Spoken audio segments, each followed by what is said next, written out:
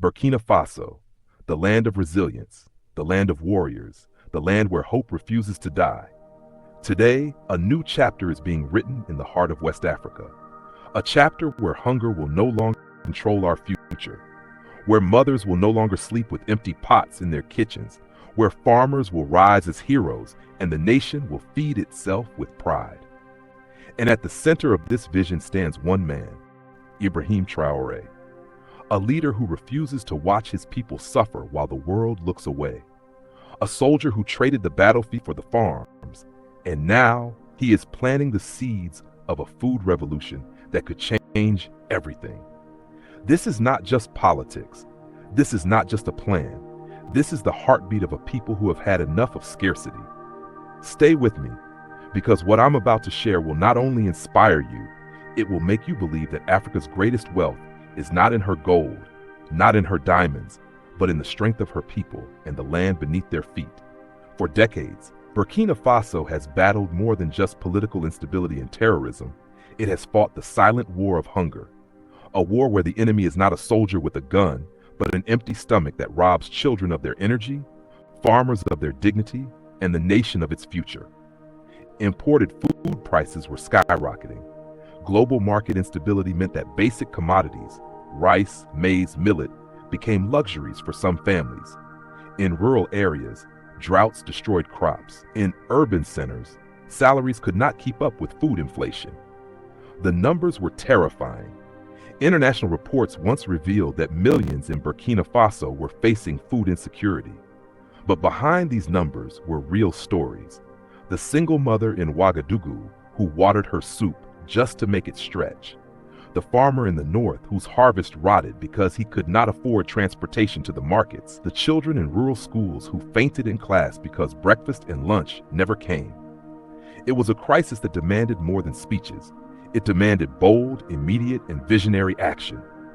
Enter Ibrahim Traoré, a young, determined leader who has made one thing very clear: Burkina Faso will feed itself. From the day he took power, Traoré made food sovereignty a national priority.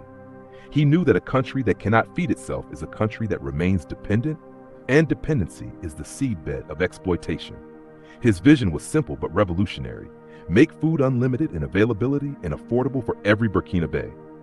Not just enough for survival, but enough for prosperity.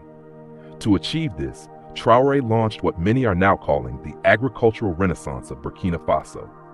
This was not a political slogan. It was a carefully designed strategy that tackled food insecurity from every angle.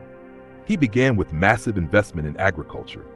State funds were redirected into expanding irrigation systems. Lands that were once dry and lifeless began to transform into fertile farming zones. Water pumps, canals, and solar-powered irrigation projects were introduced, all designed to ensure that Burkina Faso's farms could produce all year round, rain or shine. But infrastructure alone would not be enough. The farmers, the beating heart of this revolution, needed empowerment. Traoré's government provided them with subsidized seeds, fertilizers, and modern farming equipment. Farmers who had been using basic hand tools for years suddenly had access to tractors, planters, and harvesters. The government also took an unprecedented step. It began buying crops directly from farmers at fair prices, ensuring they made a profit and had every reason to produce more. Another key part of the vision was solving the problem of waste. In the past, up to 40% of food produced in Burkina Faso was lost before it ever reached the market. This was due to poor storage, lack of transport, and absence of cold facilities. Traoré changed that by building storage silos, grain banks, and refrigerated distribution centers across the country.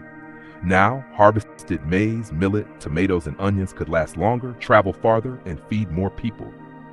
And then there was the matter of cost. What use is unlimited food if the people cannot afford it?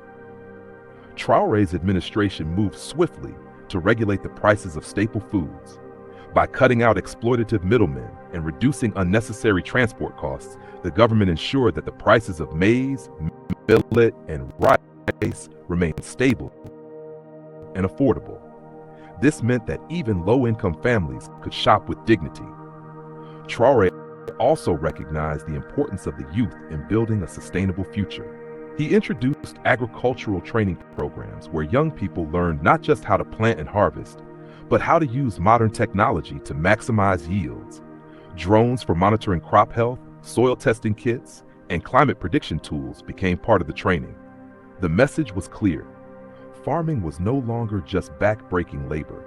It was a modern, profitable, and respected profession. The results came faster than anyone expected. Within months, local markets saw a drop in the prices of key staple foods. Farmers who once barely broke even were now expanding their farms and hiring workers. School feeding programs began sourcing food directly from local producers, creating a beautiful cycle where farmers made money and children ate nutritious meals. In villages, the sound of hunger was replaced by the laughter of children playing. In the cities, families could once again afford baskets full of food without breaking their budgets.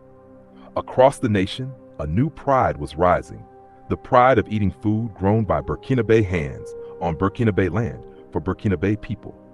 And this movement was not just catching the attention of the people, it was catching the attention of the continent. Across Africa, leaders and citizens alike began to take notice. Here was a leader refusing to let his country remain at the mercy of international food aid.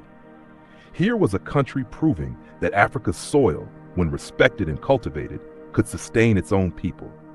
Burkina Faso was becoming a model for food sovereignty, a living example that even in the face of adversity, a determined nation can break the chains of dependency.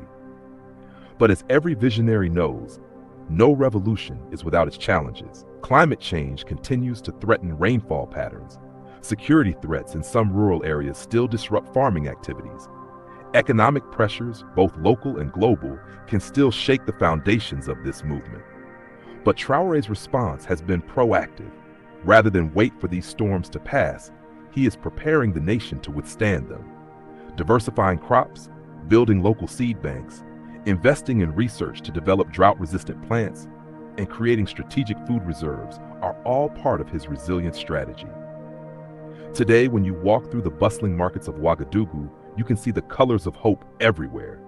Bright red tomatoes stacked high, golden maize spilling from sacks, fresh groundnuts in woven baskets. Farmers stand tall and proud, knowing that their work is changing the country. They are no longer just providers of food, they are builders of the nation's future. And the people know it. They greet them with respect, honor them as heroes, and thank them for their service to the nation. This is more than just a government program. This is more than just economics. This is the rebirth of dignity. This is a people reclaiming control over their destiny.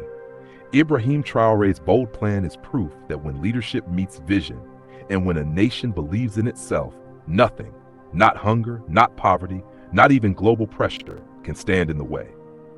So let this be a message to Africa and to the world. We will feed ourselves. We will stand together. And we will write our own future, one harvest at a time. Because the soil beneath our feet is rich, the hands of our farmers are strong, and the spirit of our people is unbreakable. Burkina Faso, your time is now.